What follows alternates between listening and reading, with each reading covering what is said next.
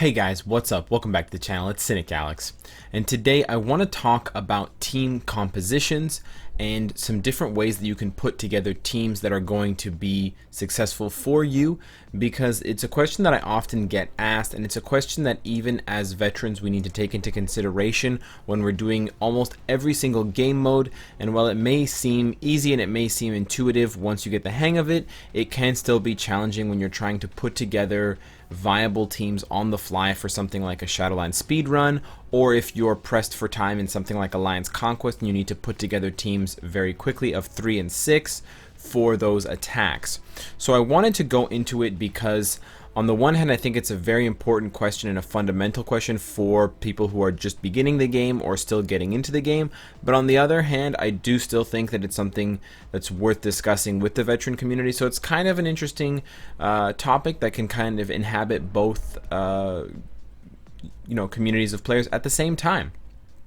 So starting at the bottom, starting with the newer players, what exactly does the team setup do? Well, the team setup has multiple functions. The first function is that it's going to take advantage of a leadership.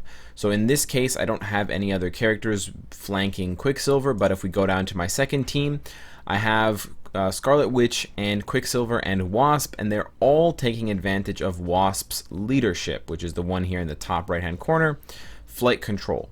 And this will give different bonuses, and every character has their own leadership. Many characters have a duplicated leadership, so a lot of characters have 30% HP leadership, a lot of characters have 30% or 36% all attack, or 24% all attack, or 30% of a specific attack, whether it's physical or energy, and so on and so forth. So you should get acquainted with what all the leaderships are, most of them, and which ones are preferable. Generally speaking, the attack stat leaderships are the best, but also the ones like Wasps are quite good, especially for something like Conquest where defense does matter.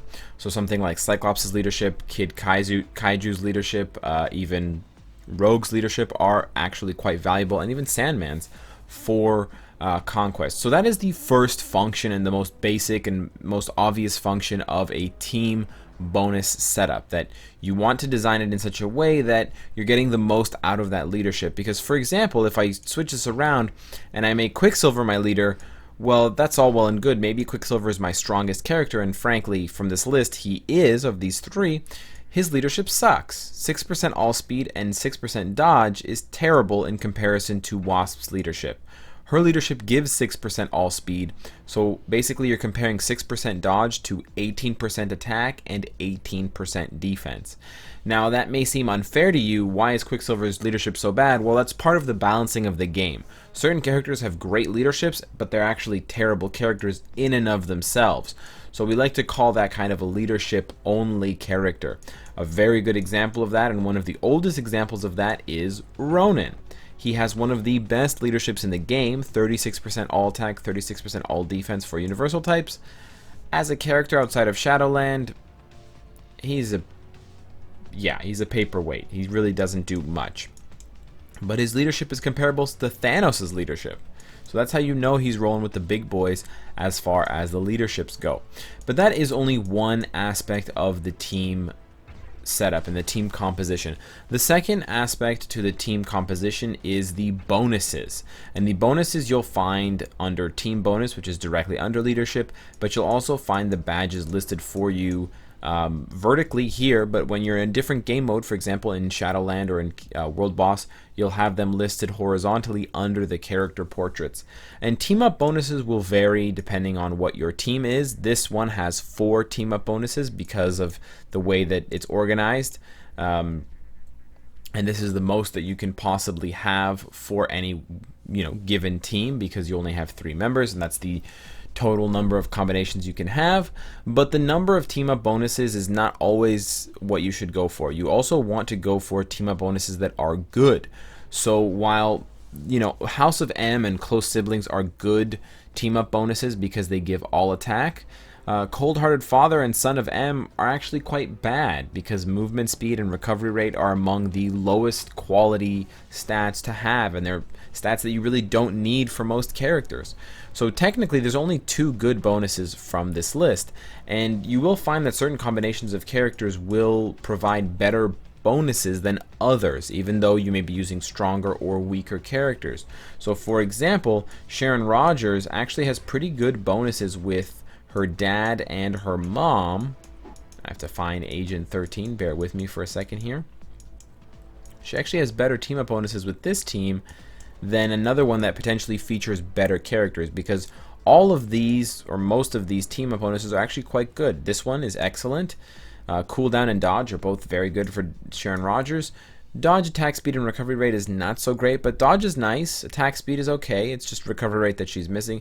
But overall, these are not bad compared to some of the other ones that she has with stronger characters.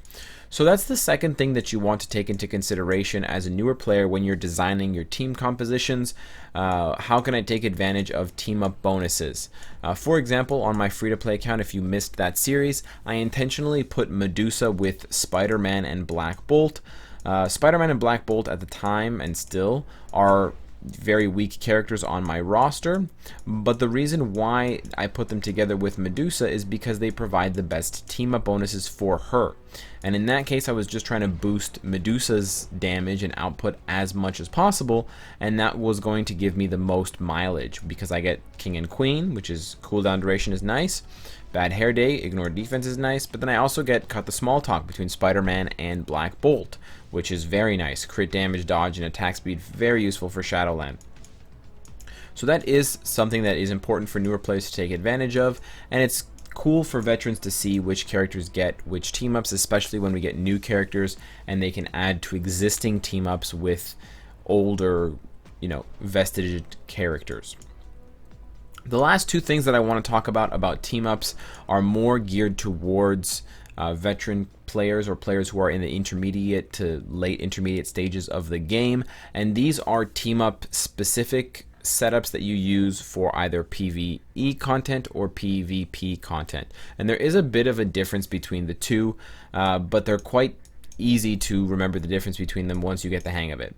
So for PvE content, there's almost always a very similar formula for how teams are designed, and I often see people question why certain leaderships are being used or why certain characters are being used, but the same repetitive actions are done because they're the most effective. So for example, one of the best leaderships in the game for endgame PvE content, I'm talking World Boss Ultimate and late Shadowland stages, would be Ancient One. And Ancient One is a very good leadership, of course only for blast type characters, but it's because of that 45% increased energy attack. There are other bonuses that Ancient One conveys, and I'll get to that later, but that 45% energy attack is among the highest in the game, so it's very important to keep that in mind. The second thing that you're going to see a lot of in end game PvE teams is a support character who purely is there to provide other damage boosts to your main DPS, and this is essentially how endgame PvE teams are designed. You have a leadership only character, you have a support only character, and then you have your main DPS. Now, your leadership won't always take the form of boosting energy attack, all attack, or physical attack. It may sometime take the form of something like ignore dodge in certain cases, especially for some World Boss Ultimate setups, but you're still having the same three characters chosen for their specific attributes. One is there just for the leadership, one is there just for the support, in this case Phil Coulson, and the last character is there to do the majority of the damage. They're just being set up, kind of boosted on both sides in order to get over the hump, and in this case it would be Logan Wolverine. Now, in addition to the leadership, in addition to the team ups, as you can see, this setup doesn't have any team up bonuses, but there's a good leadership, and there is something else going on that makes this team up very strong for end game PvP content. Now, the first thing is Wolverine is obviously an extremely strong character, but aside from Wolverine being an extremely strong character, you have the support character's usability, and the support character's usability comes from, in most cases, their tier 2 passive, and in some rare instances their 4-star passive. But you ideally are going to look for characters who have something that says applies to all allies, or applies to allies, applies to hero allies, applies to villain allies, and then it will list certain stats, and in this case it lists increased damage dealt to supervillain types 45%, increased guaranteed crit rate by 20%, 20%. These stats will not show up on your stat page for the character. So if I go over to Wolverine, his crit rate does not go up by 20%. Right now it's at 69%. It's not going to go up to 89%. The cap is 75 anyways, but it's not going to go up based on having Phil Coulson on the team. What will, however, happen is it will show up in the final product. So as you can see, I switched Phil Coulson to Doctor Strange, so we lost that guaranteed crit, but it's still there at 69%. There's another thing going on in Wolverine's case because he already has guaranteed crit rate on his 4-star or his tier 2 passive, so it doesn't stack. That's something that you need to keep in mind. The multiple bonuses will not stack. So if I were to put, for example, Phil Coulson, who gives guaranteed crit rate, and Warwolf, who gives guaranteed crit rate, the higher number will be the one chosen, but both of them will not stack together. So he gives 20%, Phil Coulson gives 20%, you're only going to get 20%. You're not going to get 40%. You're also not going to get any if you already have that bonus on your character. So if you already have guaranteed dodge, you're not going to get extra guaranteed dodge from your teammate. If you already have guaranteed crit rate, you're not going to get that from your support teammate. But as far as support teammates go, the two most popular and basically the only two that you're going to see are Phil Coulson and Warwolf. There are a couple of other characters that will provide passive bonuses as well, but usually they're also slotted in as the leadership, and that's where I want to go back just for a second to Ancient One. The reason why Ancient One actually beats out, for the most part, characters like Cyclops, characters like Star-Lord, even though Star-Lord has 50% with his new uniform, which is higher than 45, is because of her tier 2 passive. So in addition to being a leadership character, Ancient One also inhabits the role of a support character. So even if you didn't have Ancient One in the leadership position, even if you had a different leadership but Ancient One was on the team, you'd still be giving all of your teammates 25% ignore dodge, which is very good for World Boss Ultimate, and 25% increase to elemental damage. That ignore dodge and that elemental damage is the sole reason why Ancient One is often paired up with Jean Grey for World Boss Ultimate, whereas She-Hulk or another character may appear to be a better option.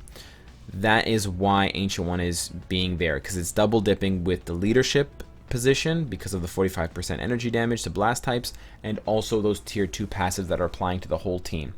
The other team composition that you're going to see for things like endgame PvP content revolves around, again, 1 or 2 main DPSs or more consistent forms of DPS, but then you're also going to bring in 2 additional factors. You're going to bring in a crowd control character for the most part, and you're going to potentially bring in a character that can negate or somehow reflect or debuff that crowd control effect, because it's very popular to use characters like Doctor Strange, Jean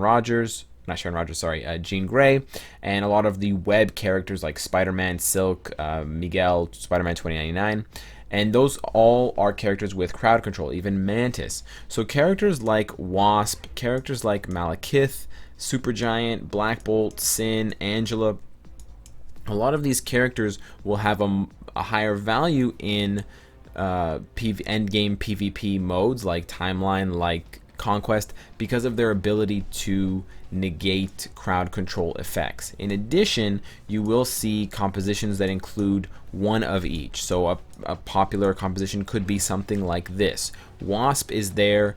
She does provide a leadership, which is good, but she's there to make sure that Wolverine and Silk don't get crowd control, they don't get frozen or stunned or something like that.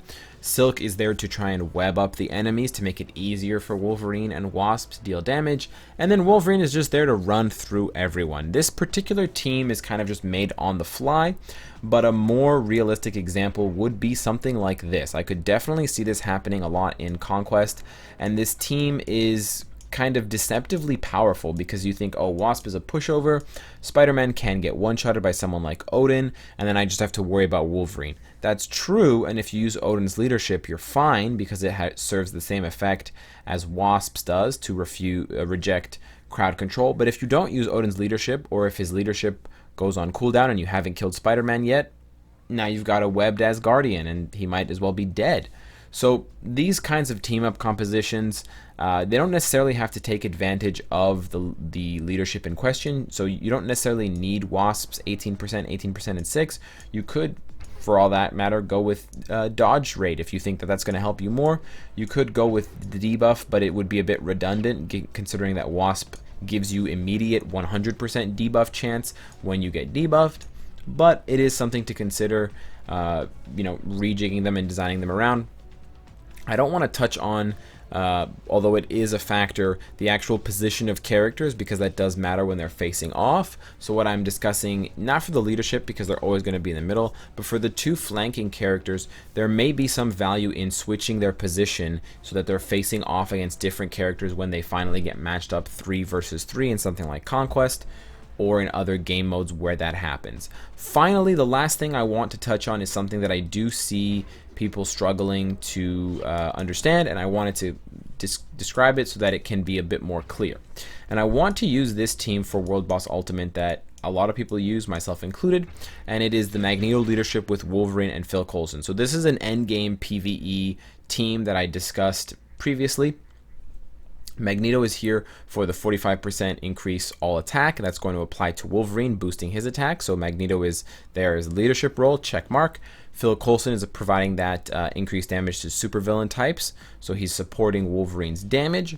But in addition, there's something else going on, and it's not the team up bonus adamantium extraction, although that one is good, because some people will immediately point to Beast as a potential replacement for this team up. Oh, Cynicalex, why aren't you using Beast? 50% physical attack is better than 45% all attack, and all attack, all defense is actually quite good, and that is true. However, when you do have a team up bonus, when you actually have a team up between two characters, if you go into the team bonus menu, which is those 3 silver silhouettes, you will see that each of the characters listed will have a little icon underneath with their preferred attack, and this is the attack that they will do guaranteed when you hit that purple 6th skill, that team up button. And in Wolverine's case, when he's with Magneto, he always does his 5th skill. And if you're not aware, Wolverine's 5th skill is by far his biggest damage dealing skill. If we switch Magneto with Beast and we go back, now Wolverine wants to do his 2nd skill, which doesn't do that much damage. It's an iframe, but it just doesn't do that much damage. There are ways of getting around that by trying to reposition the character a little bit further away to try and trigger a different skill, but it's hard and it's inconsistent. I know that 100% of the time, if I press the team up button with this team, Wolverine's going to do his 5th skill. He is going to do Berserker Rage. Yeah. And I'm going to get all the damage that I need. So that is the last piece of the puzzle as far as the team up situation goes, and why you should consider switching different team ups and testing them, and even perhaps writing them down and keeping note of which team ups work for you, especially if you want to do something consistently like Shadowland. It really helps to know which characters have good team ups with each other, which characters use certain skills on their team up with certain other teammates. So hopefully this very in-depth discussion into team ups, team up bonuses, and why certain team compositions are designed the way that they are by most players. I hope you enjoyed it. If you did, I hope you're subscribed. And of course, if you like what you see, I hope to see you again tomorrow. Take care.